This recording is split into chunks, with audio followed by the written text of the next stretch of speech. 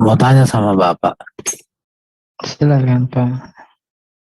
apakah mungkin Allah yang sama berkarya dengan cara yang berbeda, Pak?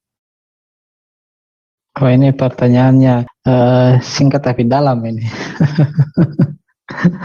Allah yang sama berkarya dengan cara yang berbeda. Allah Subhanahu wa taala berfirman, La yus'alu amma yaf'al wa hum yus'alun. Dia tidak ditanya apa yang dia perbuat, tapi manusialah yang akan ditanya. Jadi kalau apakah mungkin begini dan begitu, tentu kita kembalikan kepada apa yang pencipta kita kabarkan kepada kita gitu. Cara kalau terkait syariat-syariat atau apa, ada hal-hal yang terdahulu yang mungkin seperti tadi ada di screenshot ya, tentang apa yang terdahulu yang dimaafkan oleh pencipta kita, atau yang dia rubah seperti ini kemudian menjadi seperti itu. Contoh di dalam Al-Quran, dulu orang masih boleh bersujud kepada manusia. Di zaman Yusuf, saudara-saudaranya bersujud padanya, namun setelah itu dilarang. Kalau terkait seperti itu, maka sah-sah saja, namanya pencipta kita. Tidak kita katakan, oh dia berubah pikiran atau apa, segala macam. Dia berbuat sesuai dengan hikmahnya, sesuai dengan keagungannya, sesuai apa yang apa namanya, secara garis besar, secara apa yang big frame-nya itu dia sudah ingin tetapkan kepada manusia. Kurang lebih seperti itu. Kan aku melihat, Pak, bahwa cara Allah di dalam konteks Muslim dengan Allah di konteks Kristen itu memiliki kinerja program yang berbeda, Pak. Itu yang saya temukan. Makanya saya bilang, apakah mungkin Allah yang sama berkarya dengan cara yang berbeda? Atau bisa dikatakan malah bertentangan, Pak, di situ. Ya, yang penting sebenarnya bagi kita saat ini adalah kita memastikan uh, bukan tujuannya apa, bukan poinnya apakah dia berbeda atau tidak berbeda. Karena kita tentunya tentang pencipta kita, dia yang lebih tahu tentang dirinya. Kita hanya sebatas apa yang dia kabarkan kepada kita, kita ketahui. Poinnya adalah bagi kita bagaimana cara kita mendekatkan diri kepadanya, cinta kepadanya, mengharap kepadanya, gentar kepadanya, apa yang dia tuntunkan dari keselamatan, apa yang dia tuntunkan supaya kita terhindar dari hal-hal yang bisa membawa kita kepada ketidakselamatan. Ya, Pak Sumarlin, jadi gini kan, pernyataan diri Tuhan atau Allah Sang Pencipta di dalam ajaran Muslim dan Kristen, baik dalam hal kehadiran, baik dalam hal rencana, bahkan juga di dalam beberapa ajaran, ada mirip, tetapi kalau diteliti lebih dalam, justru sangat-sangat tidak mirip, Pak. Yang harus kita renungkan dulu ya, Allah yang manakah yang benar? Karena tidak mungkin dua ajaran yang berbeda bersumber dari Allah yang sama. Minimal dua ajaran itu harus saling melengkapi. Tetapi jika dua ajaran itu menjadi bertentangan, maka sudah pasti salah satu di antaranya itu ada yang salah. Menurut Pak Sumarlin, bagaimana kita menguji, menilai sebuah ajaran itu salah? Pertama-tama yang ingin kami sampaikan di sini, apa yang kami pahami dari agama ini ya, kata Rasulullah, para rasul itu, para utusan pencipta itu, ya satu ayah. Hanya saja ibunya yang berbeda. Maksudnya di sini adalah satu ayat, berarti satu message, satu pesan. Pesan utama bahwa mari kita mendekatkan diri kepada Sang Pencipta. Agungkan Dia saja. Jangan membuat antara diri kita dan dirinya itu ada perantara-perantara lain yang kita setarakan dengannya. Hanya saja ibunya yang berbeda, syariat-syariatnya yang berbeda. Tentunya pencipta kita memiliki hikmah ya. Setiap zaman, setiap kaum tentu mungkin berbeda keadaan dan situasi dan kondisinya. Mungkin di waktu itu di caranya dia menentukan kalau ingin dekat padaku begini caranya. Di zaman yang ini kalau ingin dekat padaku begini caranya. Begitu seterusnya. Sampai pada Nabi dan Rasul yang terakhir. Terus kaitannya minimal message-nya sama dan berbeda. Message-nya sama ya kalau yang kami pahami. Message-nya mulai dari Adam sampai Muhammad SAW, message-nya satu. Bahwa mari kita mengagungkan pencipta itu saja. Kemudian bagaimana menilai ajaran itu benar, ajaran itu salah. Kalau kami sih lebih bukan kepada menilai benar atau salah ya, karena bukan porsi kami untuk menilai ini salah itu benar. Tetapi yang bagi kami pribadi adalah bagaimana kami, apa sih yang menjadi fondasi saya sehingga saya harus meyakini begini, meyakini begitu. Itu yang mungkin perlu kita bangun gitu. Maksud aku gini Pak Sumarlin ya, ini kita diskusi contoh di dalam satu kitab Quran, di kitab apa lah ya, ada mengatakan bahwa Isa Al-Masih itu berbicara dan membuat burung. Sementara di dalam kitab Injil yang lebih tua, lebih dari 500 tahun, hal ini tidak ada. Kemudian ditemukan sebuah kitab di kitab Gnostik yang ditolak Kristen sebelum Quran itu datang. Kisah itu sendiri ditemukan, Pak. Jadi dari sini kita berpikir bagaimana kita menilai fakta ini gitu. Jadi pada abad kedua sudah ada kitab Gnostik yang ditulis itu kitab Gnostik ditemukan dan itu ditulis abad kedua ketiga yang isinya itu memiliki kemiripan dengan apa yang di kitab abad ke-6 itu. Sementara di kitab abad pertama itu tidak ditemukan. Dan yang menjadi pertanyaan itu lagi, bagaimana mungkin kisah di kitab Gnostik yang jelas sudah ditolak oleh bapak-bapak gereja dan itu sudah ditolak, tidak diterima lagi di gereja, kemudian ditemukan lagi di kitab yang datang sekitar 300 tahunan dari Gnostik itu sendiri. Ini contoh, artinya gini Pak, sebuah kitab itu kan bisa divalidasi dalam konteks sejarah dulu. Jadi kita berbicara berarti gini, kita kritik sejarah, baru kemudian nanti kita bisa kritik teks, baru kita bisa masuk kepada kritik pewahyuan. Nah, kita masuk ke kritik sejarah dulu Pak. Sementara kitab yang ditulis pada abad pertama itu dapat dibuktikan di dalam sejarah sekuler. Di sini dia. Jadi bagaimana kita mengkorelasikan ini? Coba Pak Sumarlin memberikan tanggapan Pak. Ya baik. Ya pertama-tama yang harus kita pastikan dulu apa yang kita jadikan standar ini benar itu tidak benar. Ini dulu penting bagi kita sebenarnya. Misalnya begini, kita kan tidak hidup di zaman itu. Gitu. Siapa yang menyaksikan dia membuat atau tidak membuat? Apa yang sampai kepada kita, sampai kepada PRB adalah kabar dari bapak-bapak gereja, gitu kan? Apa yang sampai kepada kami adalah kabar dari Muhammad Sallallahu Alaihi Wasallam. Kita tinggal melihat bagaimana kabar ini sampai kepada kita. Kalau kami pribadi, Muhammad sebelum menjadi Nabi dan Rasul pun diakui sebagai Al-Amin, terpercaya, orang yang tidak berkata dusta dan seterusnya. Kemudian sampai lagi kepada generasi selanjutnya dengan hafalan, pokok dengan syarat-syarat yang sebagaimana kita telah bicarakan sebelumnya. Gitu. Jadi sebenarnya poinnya bukan apakah dia membuat atau tidak membuat, tapi kabar ini sampai kepada kita itu seperti apa. Gitu. Kalau kita mengatakan ditolak oleh bapak-bapak gereja dan segala macamnya, apakah bapak-bapak gereja menyaksikan juga? Kan seperti itu. Jadi sebenarnya poinnya itu tadi bukan membuat atau tidak membuatnya, tapi kembali kepada diri kita ini, gitu. Bagaimana itu kabar sampai kepada kita? Gitu. Jadi gini Pak Sumarlin, kan kalau bagaimana kabar itu pada kita, contoh kalau kita berbicara tentang sekarang gini, mungkin sedikit kami tambahkan, mohon izin.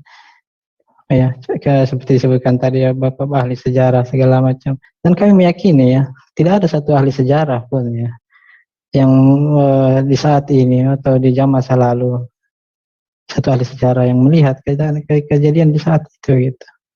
Jadi ini adalah kabar gaib namanya yang disampaikan kepada kita. Kenapa dikatakan gaib? Karena kita tidak hadir di masa itu. Muhammad juga tidak hadir di masa itu. Bapak gereja juga tidak hadir di masa itu. Para sejarawan juga tidak hadir di masa itu. Gini Pak Sumarlin, saya membaca buku sejarah yang ditulis oleh orang yang seusianya dengan saya tentang Soekarno. Saya percaya sejarah yang ditulisnya itu benar. Tapi saya dan penulis sejarah itu tidak pernah sejaman dengan Soekarno. Mengapa? Karena literatur itu didukung oleh literatur yang lain. Secara kaidah hukum, jika sebuah kesaksian disaksikan lebih dari 2 orang dan dibuktikan dengan fakta-fakta itu, maka itu tidak bisa ditolak di situ.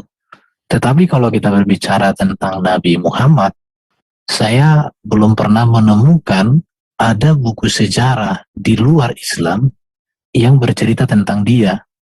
Padahal kalau kita melihat sosok Nabi itu dalam konteks Muslim, seorang yang sangat berpengaruh sekali. Tetapi mengapa tulisan tentang dia tidak kita temukan di luar daripada Muslim itu sendiri? Bahkan kalau kita mau berbicara lagi nanti tentang kodifikasi Quran pun ada banyak sekali yang menjadi problema atau menjadi titik untuk menjadi Baik, bahan perdiskusian. Di situ Pak. Satu persatu yang kita bahas. Ya, kaitannya tadi ya, menggambarkan misalnya ada yang menulis Soekarno segala macam, saksi cukup 2 orang saksi. Harus dipahami yang menulis belum tentu saksi, satu. Kedua, kalau persaksian seperti itu menjadi standarnya, orang-orang yang banyak yang mengaku pernah bertemu dengan Nyi Roro Kidul, menjadi saksi dia pertemuan dengan dirinya, banyak orang yang apa lantas kita katakan pasti Nyi Roro Kidul itu tidak ada? Dan kemudian orang-orang yang mempercayai tentang itu bisa berkata misalnya, wah kenapa kalian tidak percaya kepada Nyi Roro Kidul? Sementara banyak orang yang sudah bertemu dengan Nyi Roro Kidul. Gitu. Ini kan argumen ini kami memandang cukup rapuh kalau kita terapkan kepada diri-diri kita. Justru nanti Pak Sumarlin kalau metode cara berpikir akan kepada Quran itu justru lebih siapa yang menyaksikan bahwa Allah memberikan wahyu kepada Jibril. Siapa yang menjadi saksi bahwa Nabi menerima wahyu dari Jibril? Tidak ada loh Pak. Bagaimana itu? Jadi gini, maka pertimbangannya menjadi perenungan adalah sedangkan yang kitab A saksinya itu ratusan orang. Tapi kitab yang B saksinya itu tidak ada. Tetapi hanya klaim dari satu sosok itu. Sementara yang lain klaim dari orang yang ada di dalam kitab itu plus catatan-catatan sejarah yang ada di luar kitab itu. Jadi artinya gini, di sini logika berpikir kita jalan. Jalannya itu artinya kita melihat cara kronologi sejarah.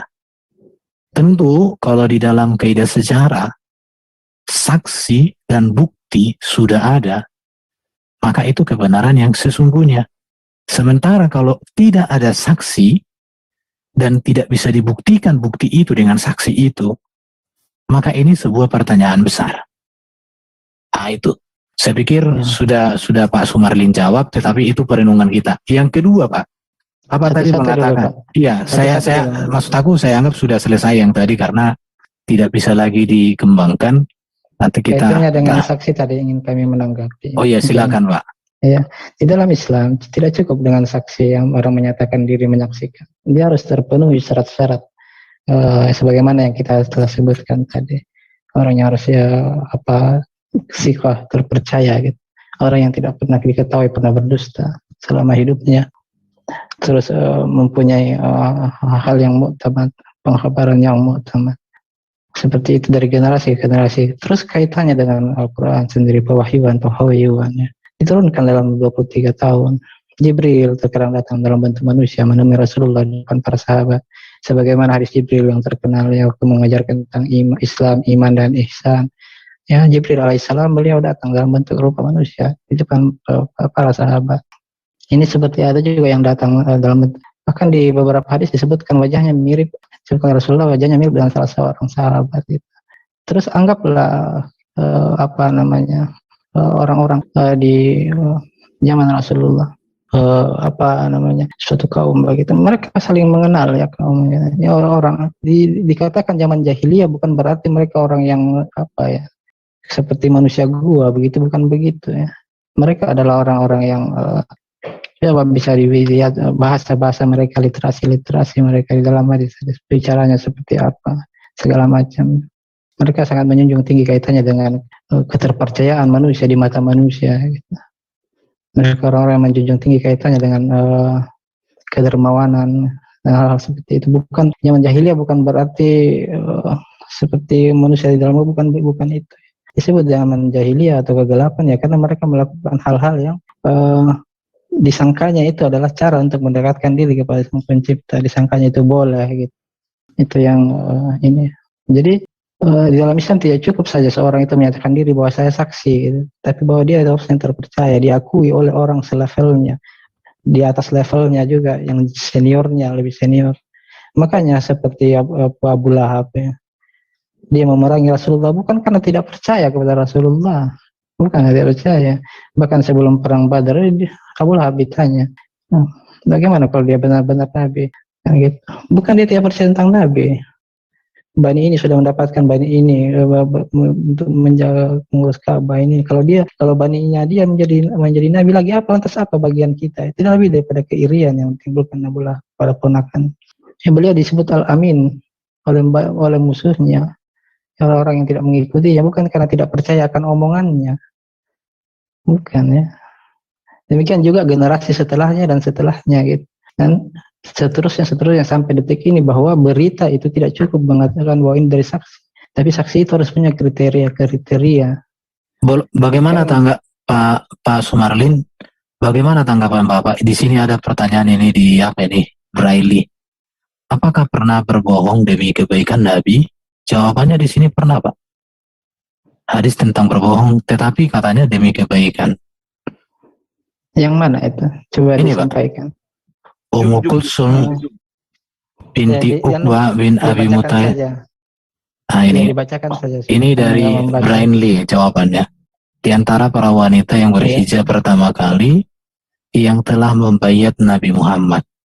Ia mengabarkan bahwa ia mendengar Nabi Muhammad bersabda, tidak disebut berbohong jika bertujuan untuk mendamaikan dia antara pihak yang berselisih, di mana ia berkata yang baik atau mengatakan yang baik demi mendamaikan pihak berselisih. Ibnu Syihab berkata, aku tidaklah mendengar sesuatu yang diberi keringanan untuk berdusta di dalamnya kecuali pada 3 perkara. Mendamaikan yang berselisih, dan perkataan suami pada istri atau istri pada suami dengan tujuan untuk membawa kebaikan rumah tangga. Jadi ada berbohong, Pak. Iya. Itu ini sudah kami sampaikan ya sebelumnya. Iya. Ini sudah kami sampaikan sebelumnya di diskusi di ZCC dengan teman-teman ya. Dengan hal ini. Memang di situ Ibnu siapa menyebutkan tidak diberi rukhsah kaitannya tentang kadzab atau berdusta kecuali hal-hal seperti itu. Itu satu. Namun yang ingin kami garis bawahi di sini bukan bahasa yang dimaksud tadi untuk mendamaikan manusia, menolong manusia segala macam. Yang kami pahami itu adalah berhias kata, yang bukan berbohong. Contoh begini, ini ketika perang Badar atau perang Uhud, Rasulullah bertanya tentang berapa jumlah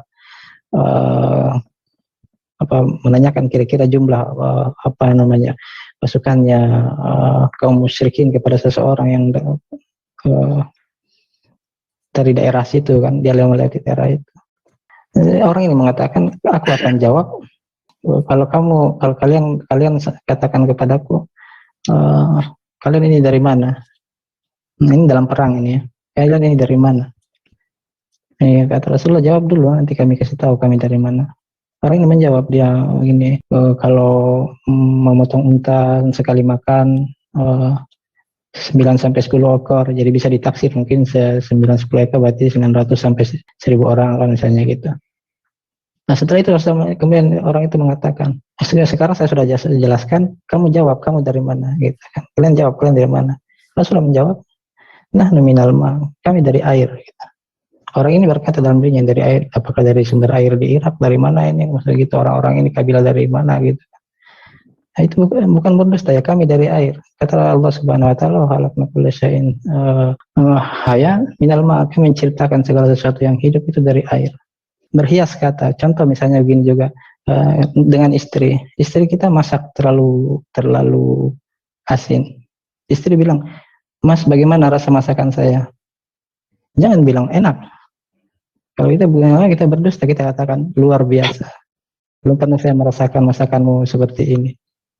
Kita bilang luar biasa kan artinya di luar kebiasaan gitu. Di luar kebiasaan. Terus kaitannya dengan mendamaikan manusia yang mau dibunuh. Ya. Misalnya ini ada orang lari kepada kita, tolong saya. Kalau saya dicari, bilang nggak lihat ya. Nah, ya, kita katakan ya iya. Kenapa kamu begitu? Kamu dibunuh. Ya, oke. Nah, orang ini pergi. Pas mungkin baru semenit orang ini lari gitu, datang yang mau membunuh dia kepada kita. Kamu lihat nggak si Anu lewat tadi di sini? Nah, apa yang saya lakukan? Saya tinggal bergeser saja 1 langkah. satu langkah ke kiri atau ke kanan.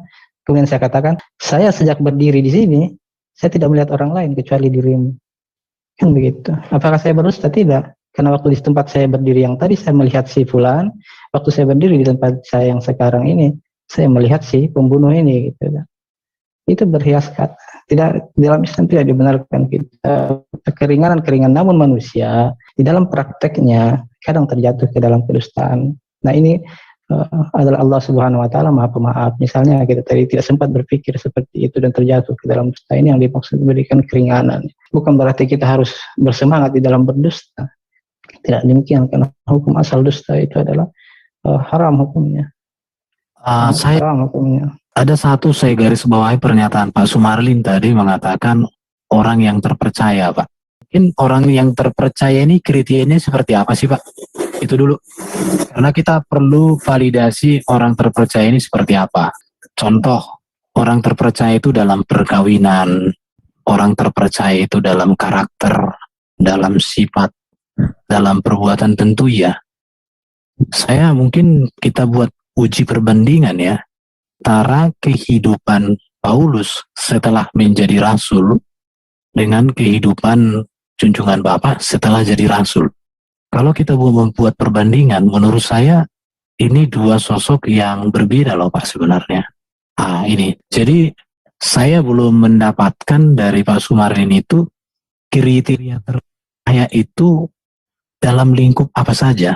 Kalau menurut saya, seorang yang terpercaya itu berbicara kepada orang itu sendiri. Bisa berbicara intelektual, bisa berbicara kejujuran, kebenaran, bisa berbicara karakter, bisa berbicara pola hidupnya, pola hidup keluarganya, pola hidup pelayanannya, perbuatan-perbuatan baiknya bagaimana. Ini mungkin perlu diteliti lebih dalam lagi supaya kita mendapatkan sosok yang terpercaya itu seperti apa. Ini mungkin harus direnungkan, Pak. Jadi jangan kita mengatakan sesuatu terpercaya tetapi hanya kita lihat dari satu item. Sementara ukuran terpercaya itu ada banyak item. Dan semakin banyak ukuran yang terpenuhi, semakin hebatlah orang itu untuk dipercaya. Tetapi kalau semakin sedikit item yang menjadi ukuran terpercaya, maka tentu kita harus beralih kepada orang yang memiliki lebih banyak item-item, poin-poin, nilai keterpercayaan itu pada diri orang itu. Itu mungkin menurut saya, Pak. Ya baik sekali Pak Erben. Kaitannya dengan sikot, kalau dalam bahasa agamanya sikot. Ya, orang yang sikot, orang yang amin, ya, terpercaya seperti apa. Ya. Yang mengetahui keterpercayaan seseorang itu adalah tentu seniornya, para tetua-tetuanya dia di lingkungan masyarakat itu, kemudian para kolega-koleganya yang selevel dengan dia, kemudian yang junior-juniornya yang di bawah dia. Dan kalau dalam pemberitaan, kalau dalam agama Islam harus ammislihi. Ammislihi itu artinya berita ini sampai kepada kita, oke lah Muhammad terpercaya misalnya. Tetapi yang setelahnya sampai kepada kita ini gitu. Harus seperti itu juga tingkat keterpercayaan. Makanya kalau agama ini terkait sekali dengan pelaku-pelaku agama itu sendiri gitu. Kita membangun keyakinan kita karena bertemu dengan pelaku agama itu. Seperti apa? Contoh misalnya kami sempat belajar pada seseorang itu, kita melihat seperti apa perkataan para ulama di atasnya dia gitu. Ya. Ada yang pernah menjarh dia atau apa. Dan kaidah dalam Islam itu memang ajarhu muqaddimut ta'dil. Celaan itu mendahului daripada pujian. Artinya seseorang itu tidak dikatakan terpercaya sampai memang orang yang di atasnya, seniornya, orang yang koleganya, dan yang junior yang di bawahnya itu menyatakan hal seperti itu. Ya, di zaman jahiliyah kaitannya dengan Muhammad SAW sendiri. Ya, para seniornya ya paman-pamannya, kabilah-kabilah Arab yang lebih tua, para tetua lah kita bilang gitu. Baik para tetua, para koleganya, atau yang lebih muda dari dia, menyatakan bahwa dia orang terpercaya. Dan seperti itu. Dan kaitannya dengan itu sampai kepada kita itu melalui orang-orang yang tingkat semisal dengan itu. Makanya misalnya kayak Sumarlin misalnya, suatu saat Pak Erben pernah mendapati kami ini berdusta. atau hanya bersenda gurau yang tidak guna seperti itu. Maka janganlah mengambil agama ini dari kami, cari orang yang lain gitu. Seterusnya tanya dia kepada siapa dia ini segala macam, berguru seperti seterusnya. Kurang lebih itu yang saya sekarang. Kemudian kaitannya dengan Paulus sendiri, ya, kalau kami pribadi ya tidak pernah mengatakan dia terpercaya atau tidak terpercaya segala macam. Karena yang lebih tahu tentulah orang-orang yang ada di sekitar beliau, gitu, sekitar dia. Hanya saja apakah yang beliau beritakan itu sampai kepada kita melalui anggap begini, beliau adalah orang yang terpercaya, orang yang ini segala macam. Apakah berita itu sampai kepada kita juga melalui orang yang semisal, orang yang semisal seterusnya sampai kepada kita. Adapun kalau kami membaca sendiri dalam Bible, tapi sedikit kami membaca kaitannya dengan apa yang Paulus sampaikannya, kami melihat hal-hal yang baik yang beliau sampaikan. Hanya saja mungkin pemahaman kita terhadap apa penyampaian beliau yang mungkin yang perlu kita cermati gitu. Apakah waktu beliau menulis seperti ini, seperti itu pemahamannya gitu. Itu yang perlu kita harusnya belajar kepada mencari guru untuk itu. Gurunya harus punya guru yang semisal juga, yang semisal. Makanya mata rantai pemberitaan itu adalun dabatun amisli, ya, mu'tamadun binakli amisli, memiliki sifat adalah kesiqahan, keterpercayaan, dan mu'tamad juga di dalam hafalannya amislihi, dari yang semisal, dari generasi atasnya dan semisal seterusnya sampai ila muntahahu, sampai sumber berita itu. Seperti itu. Begini Pak Sumarlin, menurut hemat saya Pak, untuk menilai seseorang yang terpercaya itu, maka kita harus menilai juga bagaimana keselarasan kata-kata orang itu dengan kehidupan orang itu. Saya secara pribadi, ketika saya bergaul dengan orang, saya akan menilai bagaimana kata-katanya sejalan dengan perilakunya. Contoh, kalau dia berbicara kasih, tapi dia sendiri tidak mengasihi, menurut saya itu munafik, dan itu tidak terpercaya. Benar sekali. Kalau dia berbicara damai, tapi dia sendiri tidak pernah membawa damai dan lain sebagainya, maka sesungguhnya itu dipertanyakan. Dia berbicara kekudusan, tapi dia sendiri tidak kudus, itu namanya tidak bagus. Dia berbicara keselamatan, tapi dirinya sendiri tak ada kepastian keselamatan. Ini orang yang tidak terpercaya. Jadi artinya kata terpercaya di sini, mungkin Pak Sumarlin harus memberikan dulu detail dari karakter dan ajaran orang itu sejalan apa tidak. Mungkin kalau saya mengatakan Paulus dalam hal ini saya temukan sejalan, tapi kalau di dalam junjungan Bapak saya tidak bisa mengungkapkannya. Tapi dari data-data yang saya baca tidak seperti Paulus, seperti itu Pak. Itu sebagai contoh perbandingan, tapi mungkin Bapak bisa mencari data-data untuk hal itu supaya kata terpercaya itu benar-benar Bapak pahami spesifik. Karena bagi saya, orang yang terpercaya ketika perbuatannya dan kata-katanya sejalan. Ketika ajarannya dengan hidupnya sejalan, itu terpercaya. Di luar daripada itu, menurut saya, itu tidak terpercaya. Itu bagi saya, Pak Sumarlin. Itu ya. Aja Pak, tapi itu mungkin nanti kalau Bapak sudah data-datanya. Cuman ada satu yang saya penasaran Pak sebenarnya tentang pesan yang sama itu ya. Kalau Quran memiliki pesan yang sama dengan kitab Tauratnya orang Yahudi, tentu pasti pesan itu digabungkan. Kitabnya juga harus digabungkan Pak. Tapi kalau pesannya tidak sama, maka tidak akan digabungkan. Kalau kami Kristen mengatakan pesan di dalam kitab PL adalah pesan yang sama di dalam kitab PB. Makanya kekristenan itu sejak dari sononya sudah menjadikan itu menjadi satu kesatuan. Ya namanya pesannya satu, pesannya sama. Tidak mungkin pesan yang sama itu dipisah-pisahkan, apalagi kalau dipertentangkan. Makanya kami orang Kristen nggak pernah mempertentangkan kitab PB dengan kitab PL. Nggak pernah. Kami telan bulat-bulat dua-duanya, Pak. Itu mungkin sebagai sebuah perenungan, Pak. Jadi, saya tidak melihat sebuah bukti dari pernyataan Bapak yang mengatakan pesannya. Tetapi, sedikit sama, iya. Tapi kalau sama, tidak. Karena kalau sama itu sudah pasti klop. Tapi kalau sedikit sama, itu namanya penyamaran. Nah, itu aja Pak Sumarlin. Ya, kami juga tidak mengatakan keseluruhannya sama ya. Yang kami sampaikan bahwa esensi ajaran para nabi dan rasul sepanjang zaman esensi asalnya sebagaimana yang kami sebutkan dalam hadis tadi.